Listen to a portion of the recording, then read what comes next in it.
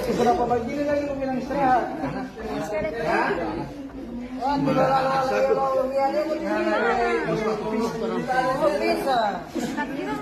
Satuan Polisi Pamong Praja atau Satpol PP Kota Gorontalo kembali mengamankan Lutfi Haryono, 50 tahun, pengemis kaya yang viral.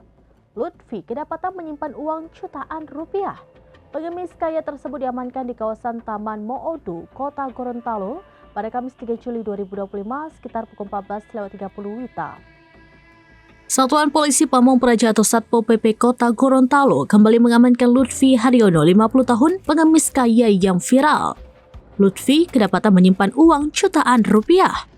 Pengemis kaya tersebut diamankan di kawasan Taman Moodu, Kota Gorontalo pada Kamis 3 Juli 2025 sekitar pukul 14.30 WITA.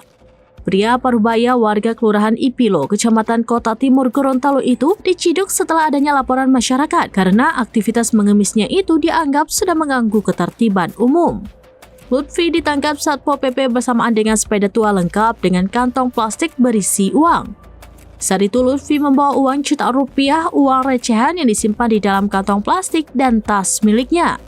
Uang itu mulai dari pecahan 2.000, 5.000, 10.000, 20.000, 50.000, bahkan 100.000 rupiah serta uang logam. Dari hasil pemeriksaan, Lutfi diketahui mengantongi uang tunai sebesar 5.700.000 rupiah hasil dari mengemis. Lutfi mengemis seorang diri tanpa didampingi rekan lainnya. Kepada petugas, Lutfi mengaku bahwa uang tersebut dikumpulkannya selama kurang lebih 1 bulan yang akan digunakan untuk membangun rumah. Tidak mengherankan apabila dia biasa dipanggil sebagai pengemis kaya. Penghasilan per bulan Lutfi saja lebih tinggi dari upah minimum regional atau UMR Jakarta, yaitu Rp5.396.761. Berapa pagi lagi lu bilang istirahat?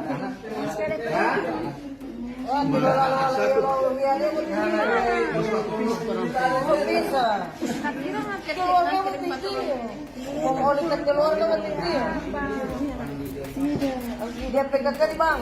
Kalau dengan aliran TC.